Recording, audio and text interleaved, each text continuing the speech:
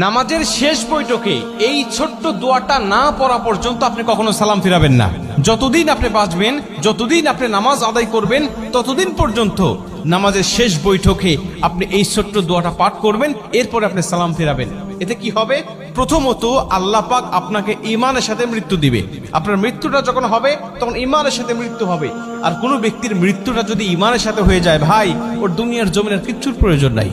কারণ শেষ মৃত্যুটা তার হয়েছে ইমানি অবস্থায়, মানে সে মুসলিম হয়ে, ইমানদার হয়ে সে দুনিয়া থেকে বিদায় নিয়ে চলে গেছে। ওর কবরেও শান্তি, পরকালেও শান্তি, হাসরে, মিজানে, ফুলসিরাতে প্রত্যেকটা ধাপে সে মুক্তি, এবং আল্লাহ পাকের কমপক্ষে 10টি পৃথিবীর সমান একটি করে জান্নাত তার জন্য আল্লাহ ওয়াজিব করে দিবেন।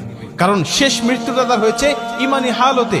সাহাবীদের মধ্যে অনেকেই ছিল যারা শেষ অবস্থায় ঈমান গ্রহণ করে তারা জান্নাতি হয়ে গেছে। আবার অনেকেই আছে রাসূল সাল্লাল্লাহু আলাইহি ওয়াসাল্লামের সাথে থেকেছে, নবীজির সাথে নামাজ পড়েছে, কিন্তু সে মুনাফিক হয়ে, বেঈমান হয়ে শেষ বিদায় নিয়েছে। আল্লাহ পাক তাদের জন্য জাহান্নাম অবধারিত করে রেখে দিয়েছে। ঠিক তেমনি ভাবে মানুষের শেষ অবস্থাকে আল্লাহ পাক বিবেচনা করে। ঈমানদার হয়ে মৃত্যুবরণ করতে পারলে তার জীবনের কিচ্ছু প্রয়োজন নাই।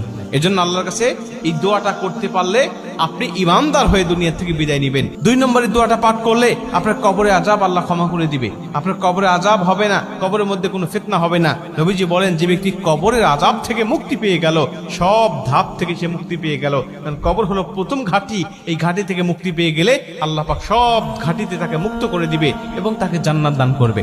এবং 3 নম্বর হলো আল্লাহ জাহান্নামের আযাব থেকে, জাহান্নামের কষ্ট থেকে, জাহান্নামের পীড়া থেকে আল্লাহ তাকে মুক্তি দান করবেন।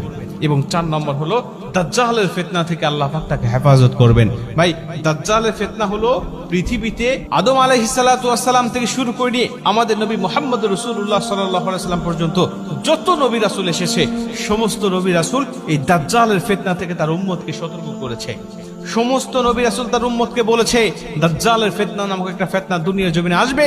এত বড় ফিতনা দুনিয়ার জমিনে আর কখনো মানুষ দেখতে পাবে না। এত বড় ফিতনা মানুষগুলোকে বেঈমান বানিয়ে ফেলবে মুহূর্তের মধ্যেই। আল্লাহ তাকে কিছু অলৌকিক ক্ষমতা দিবেন, আল্লাহ পাক তাকে কিছু অলৌকিক ক্ষমতা দিবেন ঈমানদারদেরকে যাচাই করার জন্য। তখন এই দাজ্জাল এসে দুনিয়ার জমিনে তার অনুসারী আর অনুগামী করবেন মানুষগুলোকে, বিভিন্ন ক্ষমতা আল্লাহ তাকে দেখাবেন। ওই ক্ষমতাগুলো মানুষগুলোকে দেখিয়ে দেখিয়ে সে পথভ্রষ্ট করবেন। এই জন্য আল্লাহ পাকের কাছে এই দোয়াটা করতে পারলে আল্লাহ সেই আযাব থেকে বা সেই ফিতনা থেকেও আপনাকে মুক্তি দান করবেন।